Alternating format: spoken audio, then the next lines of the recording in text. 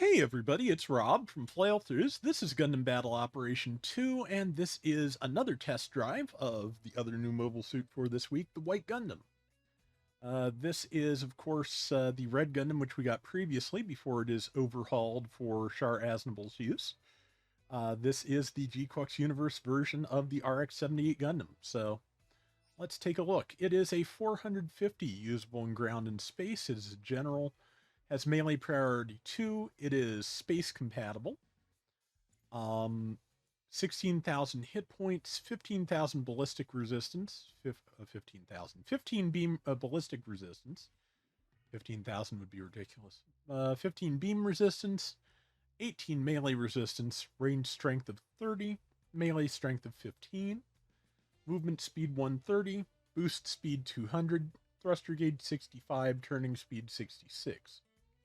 Close range slots 13, medium range 13, long range 6. In terms of enhancement value, anti-melee armor reinforcement at 330 expansion points, 1 point of melee, 1 point of range strength at 660, 100 shield hit points at 990, and extra slots at 1650, taking it to 14,7. At if you pay the DP and enhancement kits to break the first limit and get it to 3,300 points, you get plus 5 melee defense. If you do it again and get it to 4,950, it gets plus 5 range strength. It's not bad. All right, let's see. In terms of weaponry, it does have the White Gundam beam rifle. 1,600 per shot. It is heat based. 90% heat per shot. 300 meter range. Cooldown time between shots is 4.5 seconds. Overheat is 18 seconds. Charge time 2 seconds. Normal fire suppresses. Focus fire offers suppression and a reasonable firing rate. When added focus from the release ranged output limiter's skill ends, suppressive MS piercing shots can be fired. Okay, yeah, so if you release the output and charge it, it can fire. I think, or it can pierce. I think that means it's going to charge at 2 levels. Pardon the chair noises. Once you use that. Let's see. The beam saber times 2, 2,000 damage. Cooldown time between swings 2.5 seconds. No special qualities, it appears. Vulcans, 40 ammo for 40 damage. Range 150 meters, cooldown time 0, but, with all Vulcans, you can't really tell what that means until you fire them. Reload time 12 seconds. Nothing particularly fancy about them. Hyper Bazooka, which is probably the least changed piece of equipment in, the entire GQuux universe. 1,000 per shot, 5 shots, range 300 meters, cooldown time 6 seconds, reload time 15. Yeah, it's a bazooka. White Gundam blow. Power 1,600, cooldown between swings 2 seconds. And enhanced power at close range, but no rapid combo. The shield is a large shield with 3,500 hit points. Yeah, not bad. Let's put the punch over here. The shield, of course, it's not one of the parrying shields, so it just, exists and can be used by positioning. So skills, shock absorber level 2, so less stress on the legs after boosting and jumping, and very, very slightly faster recovery time from stress on the legs. Quick boost level 2, so it jumps faster than other mobile suits would. Single dodge roll, emergency evasion system, level 1. Anti-blast level 1, so it can't be staggered by exploding mobile suits next to it. Balancer level 1, so it can cancel jumps and boosts into melee once it touches the ground, of course. High spec AMBAC level 2, so yeah, improved braking if you're moving in straight line or no need for braking if you're moving in straight line in space. Force injector, you can change directions mid-boost with minimal, with minimal boost efficiency is the best way to put it. You can maybe do it once or twice without overheating at level Melee combo controller 1, so it has a 2-hit melee combo. Release ranged output limiter. Okay, so it's not like the limiter on the G3 Gundam's beam rifle now.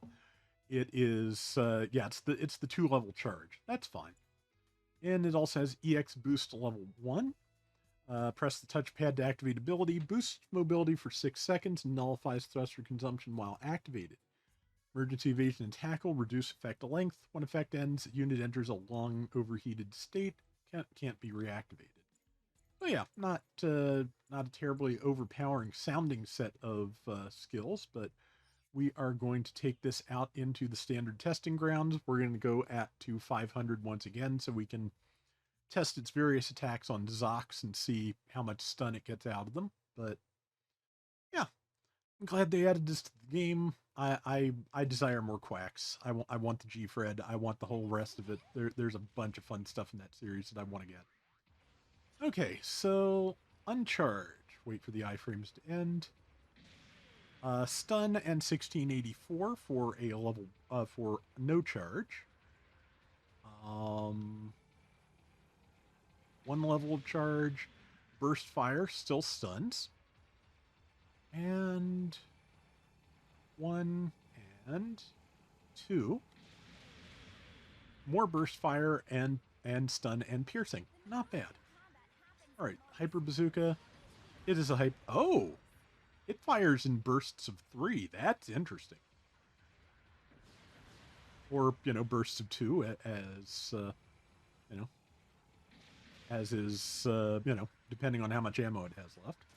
Vulcans fire very, very quickly. Not bad. Yeah, fires 3 then 2. I feel like 6 ammo would have made more sense than 5, but oh well. Let's look at the melee patterns here. Neutral. Okay, the neutral is a big cross slash with a lot of range, so be careful, swinging next to allies, because, if anybody's next to you, you are going to hit them. Let's see what the left and right look like. They look like left and right dual swings. The downswing is... Okay, yeah, it's similar, I think, to the prototype Gundam downswing. No, more like the dagger downswing on the Night Seeker Vosky, which is similar but not matching. 2421 from the downswing. I'll try the neutral when it gets up, and then we'll see what it can do with its various unarmed attacks. The neutral does 1863, not bad. Alright, so... Okay, standard's just a punch, that is. It stuns, not a pun that stunches. There's a difference. Okay, yep, just, yep, fairly standard. A little bit of backswing on that, I think. And the downswing is a nice kick. Basically the Char kick, because that is how he used it in his battle in space with the Unit 1 Gundam, which is another thing I would love to see added to the game. So, yeah. Beyond that, yeah, like as you can see, like just two zips with the forced injectors are enough to overheat it. Let's see. All of these weapons should be fireable while jumping, or not while boosting, but while jumping. Yeah, being able to fire a Hyper Bazooka volley while jumping is actually pretty nice. I think that's a good ability to have. Does not have any aerial melee skills, so yeah, no ability to use those, but you can use it, of course, once you touch the ground. Okay, yeah, good reach on that. Let's see if we can get a better measurement of just how far that kick goes. Well, here's this end of this cargo container, and well past the end of it. So yeah, that has a lot of range.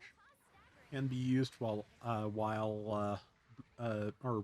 directly coming out of a boost. So yeah, should have pretty good reach. Quick boost. Yeah, relatively fast. Does not have any air jumping skills, which, yeah, for one of your war era mobile suits is pretty standard. Yeah, has dodge roll. EX boost lasts for 6 seconds. It shaves about 5 seconds off of it if you choose to tackle or dodge. And then, yeah, it's a once per life, and you don't really get another chance to use it, or you don't get another chance to use boost for a good long time after that. Let's see, can the full volley stun a Zoc? No. Okay. Let's reload the Hyper Bazooka and see how that does. Okay, that's interesting. The Vulcans will stun a Zoc. I don't think it quite stunned the Gundam. Maybe I missed a shot or two there, but that is interesting. Let's see, just to double check. Can't fire that while boosting. Can't fire this while boosting. Vulcans, as always, can be fired while boosting. All right. Okay, yeah. If the whole barrage hits with the Hyper Bazooka, it can stun a Zoc. That's again decent information. 1196, so fairly significant melee drop off after the first hit. And yeah, also it's kind of weird to see how its melee patterns work because it has a very wide neutral and a very focused downswing. So just like, yeah, you know, the downswing will hit whatever's right in front of you. The neutral will hit everything, basically. Let's see, how much everything? Let's stand like right here. Yes. Yeah, so you can be standing like slightly ahead of something, one side, and yeah, you'll still tag it. So yeah, it doesn't seem bad. You know, seems like it's a fairly reasonable 450. Just like the G-Quux is a fairly reasonable 500. Does not seem like it has a lot of like really, you know, wild, unique abilities. So, which again, it's, you know, it's the RX-78. I don't know that it should. I forgot to test the tackle. We're going to do that. And then we will turn the enemy AI on and see how I can do with it. I do like the 2-stage charging rifle. You know, that's not a bad way to handle that at all. But yeah, it's not bad. If you only have enough tokens for one of them, I'd say go with G-Quux. It has that nifty high mobility evasion skill that lets it dodge without falling on, lets it dodge mid boost, even without legs. You can, of course, dodge in the middle of a. You can dodge with a standard dodge when your legs are broken, but if you mess it up, you're going to fall on your face. Here, where there's only one button press, that's not too bad, especially since you can use it. Unlike dodge rolling out of a boost when your legs are broken, you can use it at the end of a boost to cancel out of falling. So that's not bad. All right, let's see what this tackle looks like. Let's see what it looks like underwater. It looks like not bad. A couple of melee swings and a kick, and we will now turn off force counter and turn on AI and see where we get. All right, and let's see if I can handle this Zoc.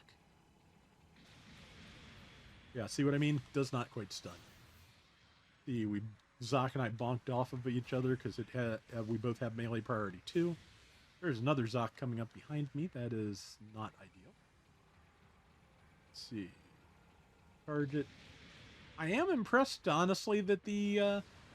okay, yeah, between the two of them, that was enough. Yeah, if the rifle is not... if the rifle is, not lacking heat gauge, it will not overheat when it fires its full 3-round burst.